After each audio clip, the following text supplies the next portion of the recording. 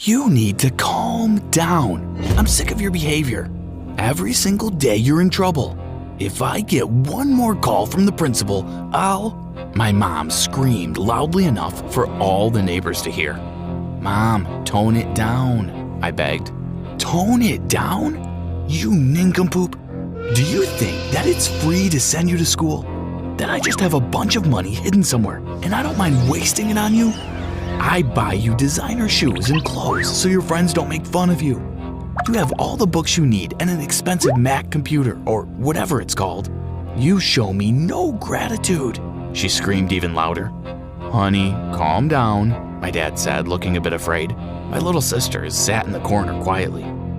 You shut up. He's like this because of you. He didn't inherit this idiotic behavior from me. You made that boy stupid. And I'm sick of him, and you, she shouted and stormed up to her room. Before I continue my super dramatic story, please like the video and subscribe to the channel. Hit the notification bell if you don't want to miss out on the daily drama. Thanks. Well, as you may have guessed from the conversation I just brought up, I was a bad kid. Also, my parents weren't in a good place. They were on the verge of a divorce, and that made me feel even worse. So I continued being a horrible kid at school. I'm not quite sure how exactly that was supposed to help the situation, but anyway, maybe I'm stupid like my mom said. That day, I'd gotten kicked out of 2 classes for being rude to the teachers. I told my French teacher, Miss Anderson, that she looked like a donkey on steroids. Everyone laughed.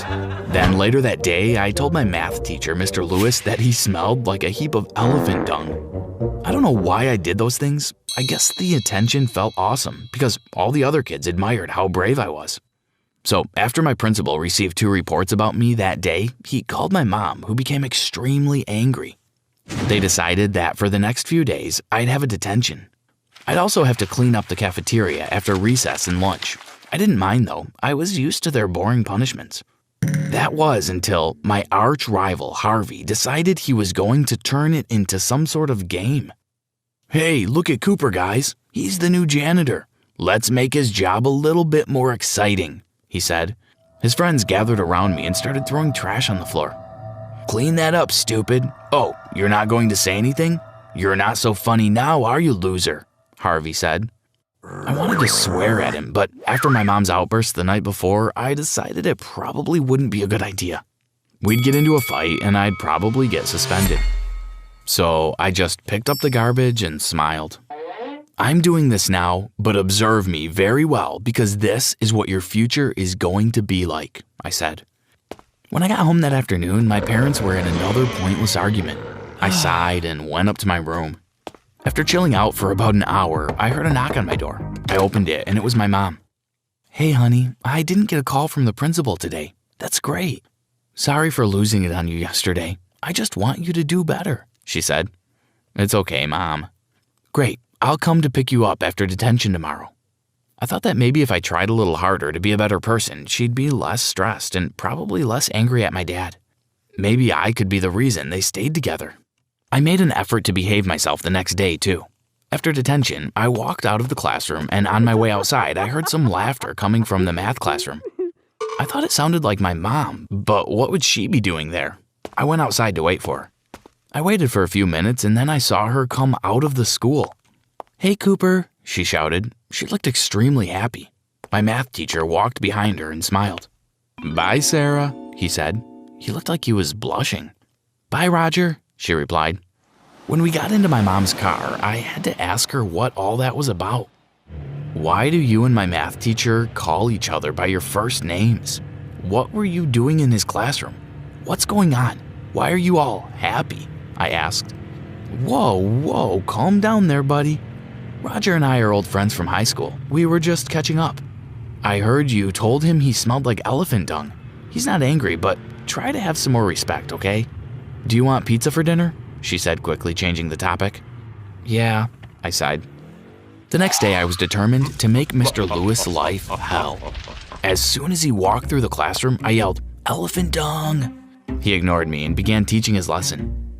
Why do we have to learn this stupid stuff anyway? This makes no sense, I said. He ignored me again.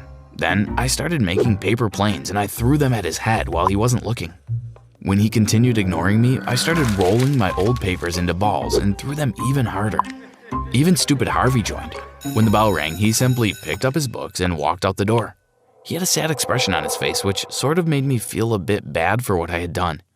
I went to detention again, but my mom wasn't there to pick me up. I hung out with my friends for a few hours after, and then I went home. When I got home, it was nearly 7 o'clock, and I thought my mom would be angry. Surprisingly, she wasn't. When I opened the door, she was standing there in a really tight, pretty dress. She had done her makeup and her hair was done differently. She was really beautiful. "Oh, you're just in time. I need you to watch your baby sisters. Your dad is not back yet, and I'm going on a date," she said. "A what?" I screamed. My eyes bulged out of my head. A date? It's like a thing people go on to get to know each other. Romantically? You've never had one? She laughed. I didn't know what to say. She put on a tall pair of high heels I didn't even know she had, then went to stand by the door nervously. After about 10 minutes, the doorbell rang. She opened the door quickly, and I gasped at who was standing there. It was Mr. Lewis, my math teacher. He had brought her a huge bouquet of roses. "Hello, darling," he said. She took the roses, and he kissed her on the cheek. "What the hell? Mom, you're going out with him? My elephant dung math teacher?" I said. I wanted to break something. "Now listen here, you little. Have some respect for Roger. Don't make me angry. Now go look after your sisters. Make sure they're in bed by 8. Oh, and put these flowers in some water. Good night," she said sternly.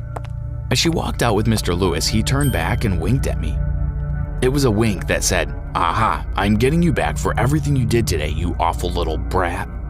This was why he said nothing to me earlier. He knew what he was going to do. Ugh, what am I going to do now? I thought. After I put my little sisters to bed, I stayed in the living room watching TV. The front door opened and my dad came in. "Hey, buddy," he said. "Hi, Dad. Where were you?" I asked. "I had a lot of work to finish up at the office. Where's Mom?" "She went on a date," I said while rolling my eyes. My dad looked devastated. "Okay, well, I hope she has a good time," he said, then walked up to his room looking like someone had just dropped a piano on his head. I felt sad for him, and it hurt to watch my parents' marriage fall apart like this. I had to help them stay together somehow. The first step would have to be to get rid of that awful elephant dung math teacher. But how? I really didn't know. The next few days were awful. My mom had a date with Mr. Lewis almost every night. My dad and I became sadder and sadder, but my mom was always happy. She made our favorite meals and always had something positive to say. She paid more attention to her appearance too. She always did her makeup and wore the nicest clothes. I continued getting into trouble at school and the principal kept calling, but she didn't seem to care anymore. I've got to figure something out, I thought. I decided that I'd talk to Mr. Lewis after math class. The next day, I did just that. But first, I was a perfect little angel in his class because I realized that I needed him on my side for this to work. I walked up to him after everyone had left the classroom. "Excuse me, can we talk?" I said. "Sure, bud. What's up?" he smirked. "It's about my mom." He smirked again. "Ah, the lovely Sarah." "Yes, well, the thing is, I don't want my parents to get a divorce. My dad really loves her, and we were a happy family until a few years ago. Things were getting better until you came into the picture. I've got 2 little sisters, and, well, I want them to grow up in a happy family. So I'm begging you, could you please stop seeing my mom?" I said, almost in tears. He looked serious for a while, and then he smirked again. "Okay, I understand, but I have some conditions first. You've got to do everything I ask you to do. You're going to have to be the best student in class. Your grades have to be perfect, nothing less than an A, and no more disrespect, no more throwing paper or making rude comments. You have to behave perfectly. You can't get in trouble in any other class either. No fights, suspensions, detentions, nothing. And if at any point you forget that, I'm going to go out with your mom again. I will cancel my date with her tonight to prove to you that I'm serious." Wow, this is really going to affect my street cred. Well, if school was a street, but I have no other choice, I thought. I agreed with him. We shook hands and I went home. That night, my mom stayed home and she watched a movie with my little sisters.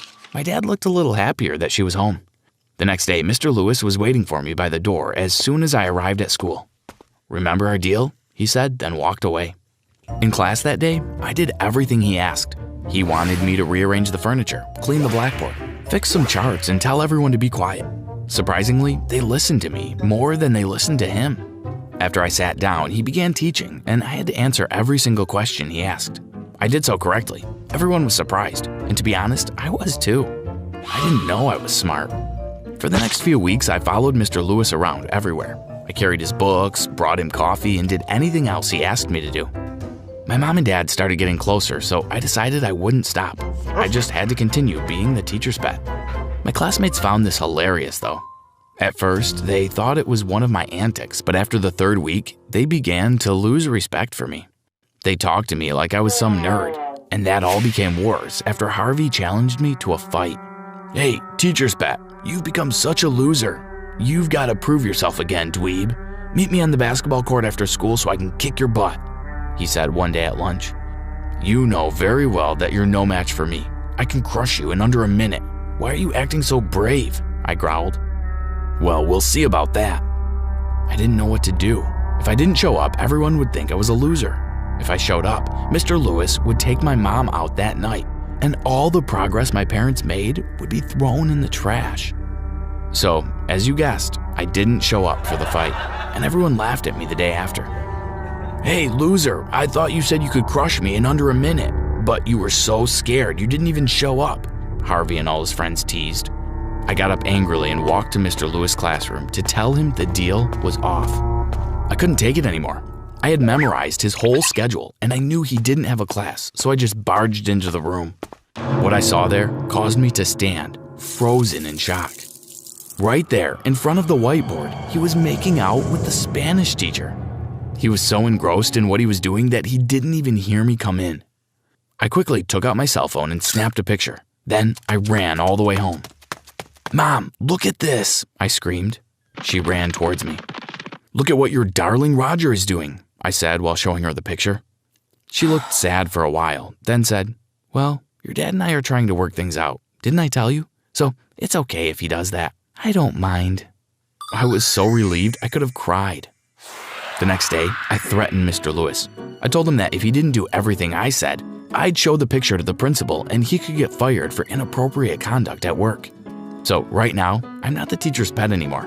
In fact, Roger is now the student's pet. My pet. It's great. Hi, my name is Dolly, and I'm kind of having a hard time at school nowadays. Why? Because I called the police on my teacher, the cool guy every student likes. So my classmates are a bit mad at me. Well, not a bit mad, a lot mad. And I don't think they'll go back to liking me anytime soon if I have to be perfectly honest. Let me tell you all about how this happened and why I decided that the cops needed to get involved. I'm not a snitch or anything like that, but someone had to say something, you know? Anyhow, let's start from the very beginning. My school has always been kind of dull, if I have to be perfectly honest. It was boring and nothing exciting ever happened. No big rallies, no big parties being busted, no messy kids that got everyone in trouble. But before we move on, like this video, hit that subscribe button and activate the notification bell. This will let you live 20 amazing years longer. Trust me, it works. Sure, there were a few bad apples, and they went to the principal's office often, but that was it. Other than that, most of the kids there were super normal, and the teachers were all old and boring, nothing that would ever catch anyone's attention. Now, I'll be perfectly honest with you. I liked it that way. I like my small town and my friends. I like the way everything seemed so sleepy and calm. It was pleasant and wholesome, just like my parents taught me life should be. You see, my dad is a minister and my mom is a vet, and they both are super kind and charitable people. They always try to find the best part of everyone they meet and believe with all their hearts that all people deserve a second chance. Yeah, that's super lovely, but it doesn't always work out that way because sometimes people mess up their whole lives and ruin other people in the process, and that's just not fair. So I have a straight moral compass and expect people not to cheat and do things that are against the law, you know? I prefer talking to those who are messing up most of the time, but my teacher stepped way over the line, and I couldn't let him get away with it. Everyone thought he was so perfect and cool. So none of the other teachers or even the principal were even going to realize what was going on unless someone spoke up. And that someone ended up being me. Yeah, I know it sounds like I'm a big snitch, but it's the first time I've called the cops on someone, I swear. Let me tell you a bit about this teacher. His name was Mr. Dickinson, and boy, he was cute. He was super young, like a few years older than the rest of us. I was a senior in high school, and he had just graduated from college. So he went straight from getting his certification to teaching his first class at our school. Mr. Dickinson was also wicked smart, and he was our math teacher. For the first time in what seemed like forever, my classmates actually seemed to think that math was cool. It was a nice change of pace, sure, but appearances can often fool you. Not everything that glitters is gold, right? Well, believe me when I say Mr. Dickinson wasn't gold. Since he was so young and handsome, everyone thought he was the coolest guy ever. I'm not going to lie, I sort of liked him at first too. He seemed so clever and funny, and I loved that he was pushing the kids to study hard. He always bonded really well with all the teenagers in my class, even with me. He didn't only teach us, he even hung out with us during lunch break. He hugged me a few times, and I really liked it. I might have had a little silly crush on him, but most of the girls did as well. How could we not? He was sort of dreamy, you know? Now, I'm sure you think that you already know what his crime was. Handsome, young, hugging female students. He sure was a perv, right? Wrong. Don't jump to conclusions. Believe me, there is far more than meets the eye to this story, so bear with me. So we all liked him and basically treated him as one of our own. He didn't only teach us, he even hung out with us during lunch break. Mr. Dickinson would come over to our table and eat his meal with us, laughing and joking around. When a teacher questioned him about it, he'd just say, "I'm making sure they're not getting into any trouble. It's best to be close to them and get their trust." His explanation usually had other adults nod in agreement and let go of their questions. He had a really honest smile, so no one ever seemed too eager to doubt his true motivations. Our teacher would also banter with us and joke around with us. It was so much fun. I even caught him pulling a few pranks, and believe me, it was hilarious. He was the coolest adult we had ever met.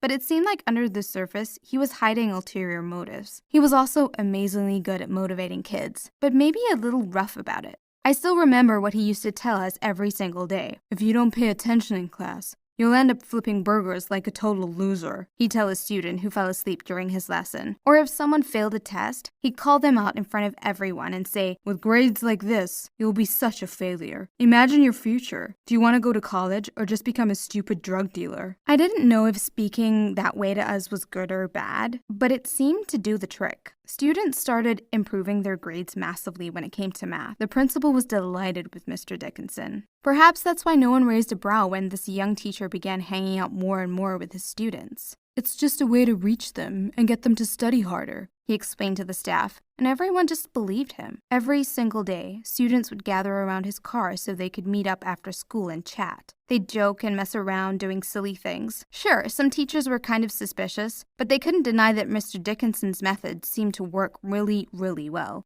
He was such a cool guy, and everyone seemed to love him. Even the parents approved of him. So yeah, the school's golden boy, right? Wrong again. Remember how I told you that my little town was kind of sleepy and boring and nothing really special ever happened? Well, a few weeks after Mr. Dickinson arrived at our high school, these big parties began to take place. The kids there got kind of rowdy and the police were even involved a few times. This was so strange, as it had never really happened before, so I knew something was up. But I liked this teacher so much that I didn't want to tie two and two together. I wanted him to be the cool, good guy I believed him to be. A few months after his arrival, though, I was forced to face the truth. I was leaving class one day when I heard a few friends speaking about this big party they had been planning for that very Friday. I wasn't planning on going, so I barely listened until I heard a word that shocked me. Illegal substances. Well, that wasn't the word they said, but you know what I'm talking about. I turned around and joined the conversation. My friend Sally was describing how she had been saving up to buy some pills to take to the party. I was stunned. Sally had never been that kind of girl, but she seemed super excited about it now. "Yeah, I have all my money saved up, so that won't be a problem. Are you guys bringing anything?" "Yeah, I think I'll take some as well. After all, now it's super easy to buy it," Jake, another student in my class, said happily. I was so confused. Why was it easier to buy the stuff like that now? Well, of course I had to go ahead and ask and ruin the opinion I had of my seemingly perfect teacher. Mr. Dickinson is the plug for most of us.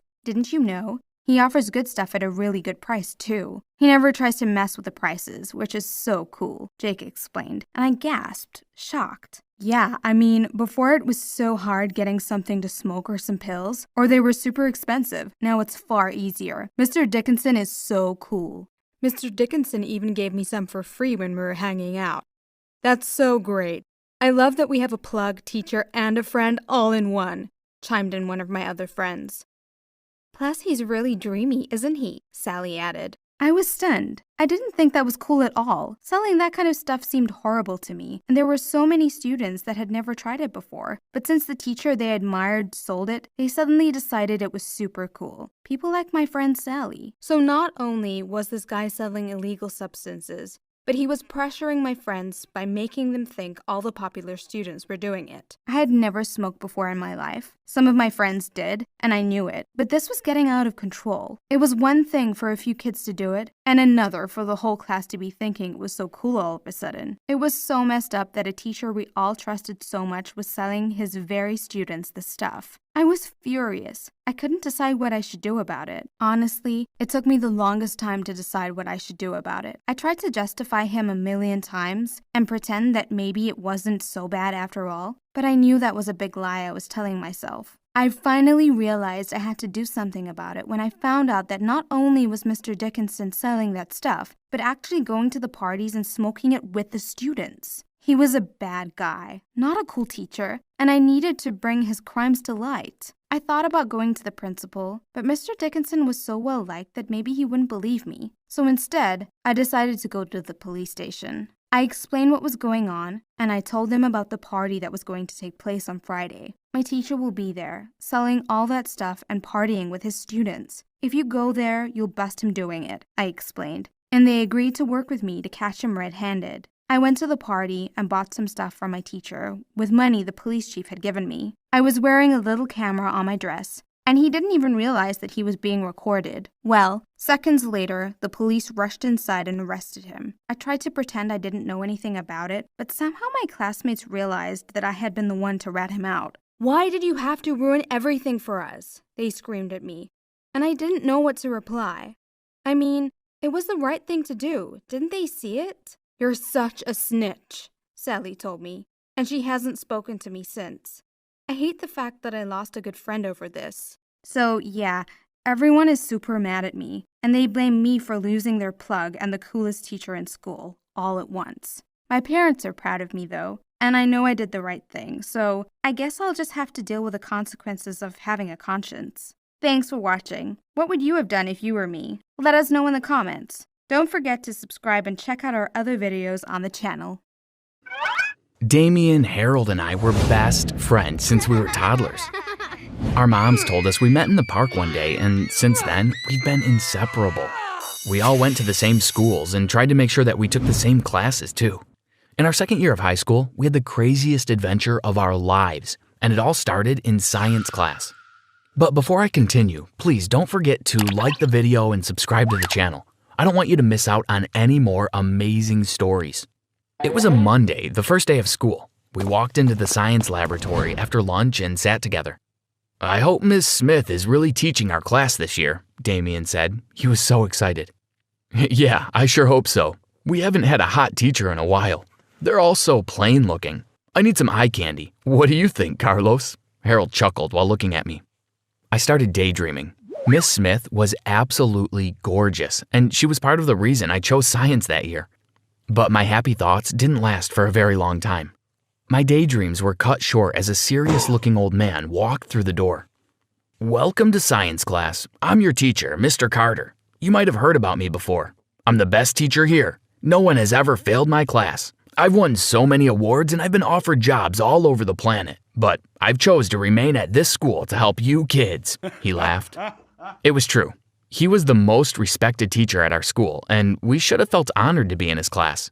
But instead, we were just frustrated. Where's Miss Smith? Damien wailed. She's moved to Alaska. She got tired of you teenage boys fantasizing about her. Besides, I'm just as good looking, Mr. Carter smirked. We heard groans all over the classroom. The rest of the day flew by, and after school, we went back to my house to play video games. It was our only way to relax after such a disappointing day. Hey, Pipsqueaks, my older brother Jonathan said while interrupting our game and grabbing our bowl of snacks. How was school? He asked. We paused our game and grabbed my bowl of snacks back from him. School was going great until we found out that Mr. Carter is going to be our science teacher for the year, Harold groaned. Have you seen Miss Smith? I dreamt about her all summer long, only to be greeted by that old man and his lame jokes. I will never recover from this." "Mr. Carter?" Jonathan asked while looking worried. "Yeah, you know him? What's the matter?" I asked. "I don't know, that guy is weird. A few years ago, I was in his class. Everything was fine, really. He's a funny guy. But one day, my friend Yuri started failing assignments. Mr. Carter invited her over to his house for private tutoring. He said he really wanted to make sure that she passed his class and eventually her final exams, so she went," he said. Then he went silent and looked like he was staring into space.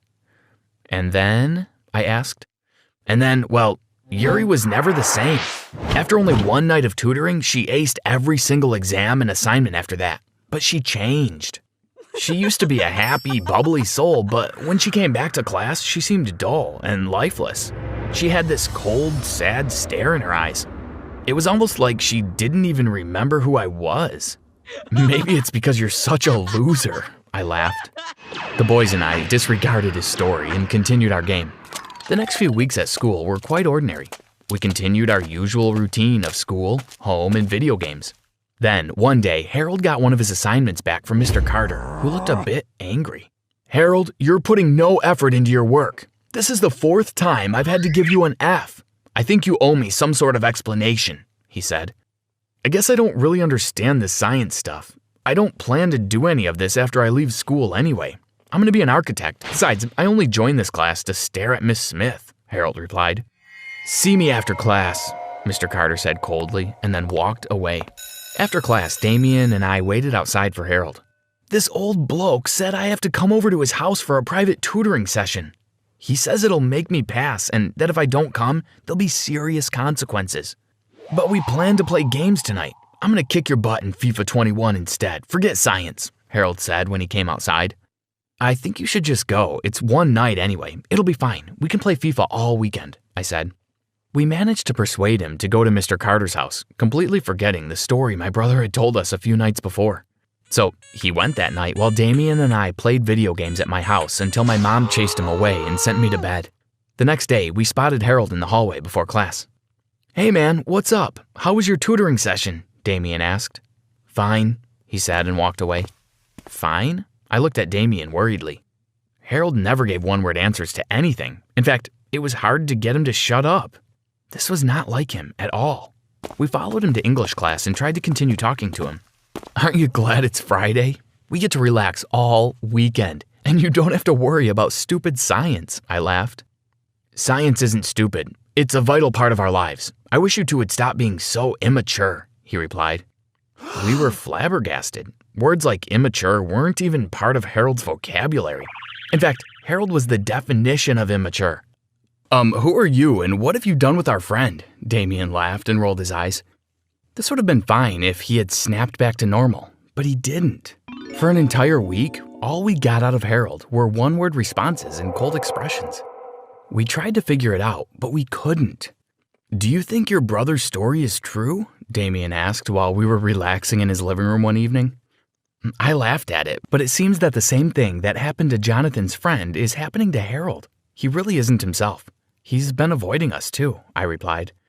"I wonder what happens at that weird tutoring session. Maybe we should investigate," said Damien. We put our heads together and came up with a plan. Damien would fail all of his assignments and quizzes on purpose. Hopefully, Mr. Carter would set up one of his weird tutoring sessions and then we'd know what really happens. "But what if the same thing happens to me? How will you know what happened if I don't tell you?" Damien asked. "We'll set up a recording device and hide it in your clothes. While you're over there, I'll be able to listen to everything that's going on," I replied. We got to work the next week. Damien consistently failed everything while Harold aced every single exam. It took about a month, but Mr. Carter finally asked to speak to Damien after class and set up a tutoring session for that same evening. "This is it," I said to Damien as we went to his house that afternoon to prepare. I had already ordered the recording device and hooked it up to my phone and PC. When he was all ready to leave, he said, "I don't really know about this. I have a bad feeling and I'm really nervous." "Come on, don't be. We've worked very hard to get this far. Well, I mean, you failed everything and that wasn't hard work, but we have to find out what happened to Harold. We're doing this for him. And remember, I can hear everything. It'll be fine," I said. He looked like he felt reassured. "Now go quickly and I'll go home to monitor you on my PC," I said. We parted ways and I went home quickly. As soon as I got home, I went up to my room and began listening to Damien and Mr. Carter. I was just on time. I heard Damien knock on the door and I heard Mr. Carter come to open it. I pictured it all in my head as it was happening. "Thanks for coming, Damien. Come in. Here, have a seat. I've ordered some pizza so you can have a snack before we start," Mr. Carter said. Thanks. How long is it going to take?" Damien asked. "Not too long, don't worry," Mr. Carter replied. I heard 2 chairs being pulled out, so I assumed that they were now sitting down. It also sounded like Damien was chewing. This pizza is good," Damien said. The pig, I thought. Then I didn't hear him for a while. "Are you okay?" Mr. Carter said. "I just feel a bit drowsy," Damien replied. Then I heard a thud. After that, I heard some shuffling. Then I heard loud footsteps and grunting. It sounded like Damien was being carried down some steps. Finally, I heard a door open, and what I heard next terrified me. I heard several screams and pleads for help. "Let us out. We're hungry. Help us. Don't leave us here." I heard another thud, and then there was silence. I didn't know what to do. Maybe I should have called the police right then, but for a few minutes, I was just shocked. I went to the kitchen, then ran back up to my room. I still heard nothing through the recording device. I dialed Damien's number, and he picked up right away. "Hey, are you okay?" I asked. "Yeah, I'm fine. Why do you ask?" he said.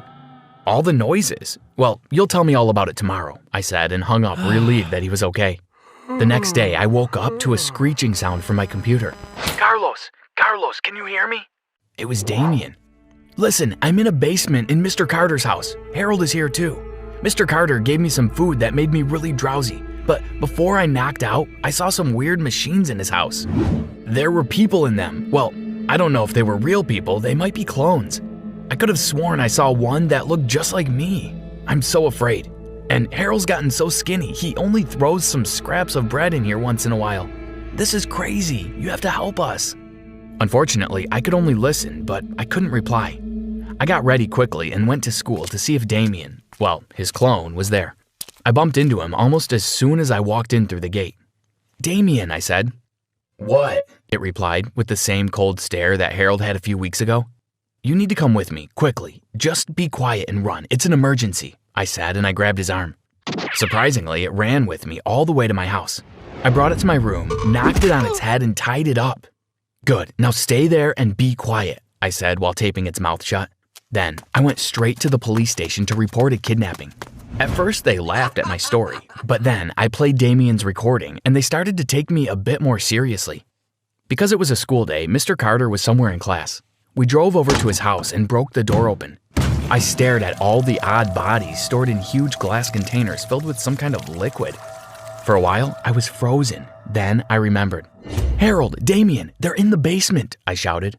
The police found the basement door and broke it open. When we looked inside, we could not believe it. There were at least 20 kids and even some adults in there. Damien and Harold ran out. "You did it, Carlos!" The policemen had to call for backup, and a few of them went to the school to arrest Mr. Carter. Several ambulances arrived to take away everyone. Harold and Damien were taken to the hospital, and I suddenly remembered that I had Damien's clone tied up in my room. I informed the policemen who went to get him. Everyone was completely confused, of course. How was a simple science teacher able to create such accurate clones? And if he had such a remarkable discovery, why did he choose to teach at a high school? Apparently, the clones' brains were programmed to be able to ace all his exams. It was almost like they were half human, half robot. But why would someone do all that work just to seem like a good teacher? It was all too weird. This case is still being investigated, and it has not been publicized. All of the clones have been captured and sent to a secure research laboratory. Damien, Harold, and I are regarded as heroes in our town now. We decided that we'd start a small business together after we leave high school because we want to be as far away from teachers and professors as possible. We don't trust them anymore.